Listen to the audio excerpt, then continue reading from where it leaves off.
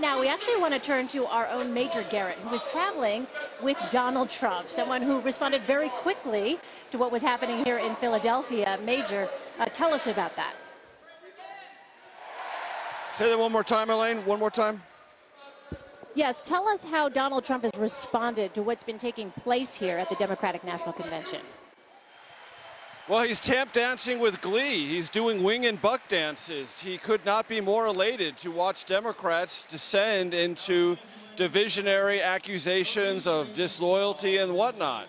And Trump started yesterday on Twitter. He amped it up in Roanoke, Virginia. He will do so again, I'm sure, in about 40 minutes when he's due on stage with running mate Mike Pence here in Winston-Salem, North Carolina. Look, for the Trump campaign, driving divisions between Clinton and Sanders supporters is job one all this week. Yes, they will barnstorm and campaign, but whatever they can do, rhetorically and otherwise, to deepen the sense of mistrust or division between Sanders and Clinton supporters, they will try to do. And it's going to be incumbent upon Sanders and his supporters to recognize this dynamic and respond to it one way or the other. And one thing Trump pointed out today, he sort of came to the defense of Debbie Wasserman Schultz, the deposed DNC chair, for just a couple of minutes, pointing out a couple of facts that are worth remembering. In 2007 and 2008, Debbie Wasserman Schultz was a national co-chair of Hillary Clinton's presidential campaign. When that didn't work out, she then endorsed Barack Obama. When he became president in 2011, Barack Obama appointed her head of the DNC. It was a unity move. So Debbie Wasserman Schultz's elevation was a unity move. Her demotion is now a unity move. The one back then is working much better than the one happening now. So Trump in the main is just going to try to stoke these fires as much as possible and delight in the fact that for all the controversy that swirled around his convention and what he thought was some unrelentingly negative media coverage of that convention, he's now delighting in the fact that the Democrats are stewing in their own juices of division. Major, it would appear then that he has returned to a sort of peak Trump. We are seeing the Donald Trump that certainly hit all the highest marks through the primary season. He's given Hillary Clinton a new nickname, I know, during the midday. And he also, it was interesting, Major, he made note in Roanoke, Virginia, in his remarks today to really separate Mike Pence from his rhetoric. How does he parse responsibility then for what you say is job one, driving divisions between Sanders and Clinton supporters and perhaps looking to beat down and poke Bernie Sanders into submission? Well, Donald Trump isn't going to worry about Mike Pence's proximity to his rhetoric. They're going to campaign for 3 days, and then Mike Pence is going to campaign by himself, and you won't see the two together very much after that at all. Trump drives this campaign rhetorically and in every other way, and though Mike Pence will have a softer approach to some lines against Hillary Clinton and this particular email mess, Donald Trump will take the biggest ones, say them the loudest, and make them stick as much as he possibly can. And that's all about him making Hillary Clinton, her trustworthiness, and Democrats' comfortability with her the issue. And one thing strikes me. I'm here in Winston-Salem, North Carolina. This is a capacity crowd here. It's been here for several hours. And Bob mentioned a couple of minutes ago how he's been surprised, I've been surprised, we've all been surprised.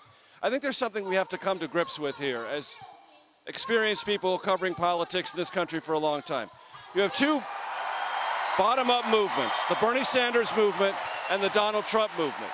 Both defied the odds, both defied the preferences, and certainly in Trump's case, of the Republican establishment, and nearly so in Bernie Sanders' case.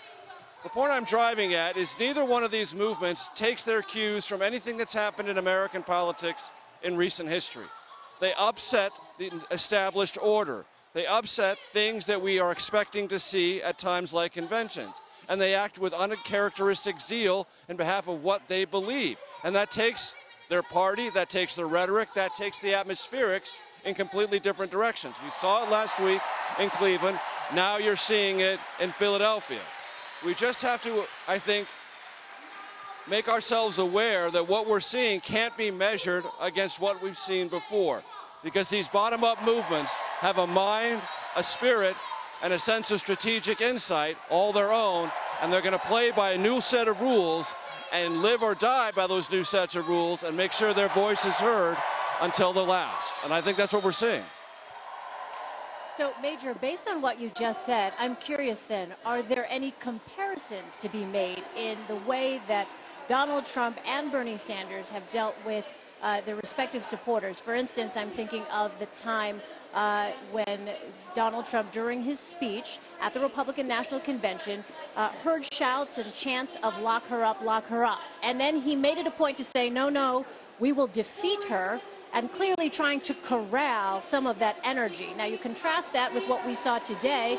Josh has been talking about this all day. Bernie Sanders then getting booed by his own delegates and trying to appeal to them, saying, brothers and sisters, you know, this is the real world that we live in. Any comparisons to be made about the way in which these two have approached their respective movements? There are slight comparisons. Here's the metaphor I would use. If you've got the fire up on your kettle and it's boiling over and you put the lid on for a second, yes, you can quiet it down, but unless you turn the heat down beneath it, it's going to boil over eventually. And at this rally, I guarantee you, 5 minutes before we were on the air, they were screaming all around me, lock her up, lock her up. And guess what? It was members of the Republican House majority who were whipping the crowd up into that frenzy. Not some Donald Trump person who's been there for months, but a Republican who's a sitting member of Congress. I forget the person's name, but that's been a constant cry here. So even if Donald Trump doesn't say it, those who advocate on his behalf, even sitting members of Congress, say that to whip a pro-Trump crowd into a frenzy.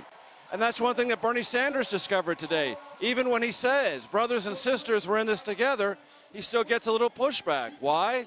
Because those who build the Bernie Sanders effort, those who feel that they have helped build the Donald Trump effort, believe they have some personal stake in it, that they share with the candidate, but not exclusively so.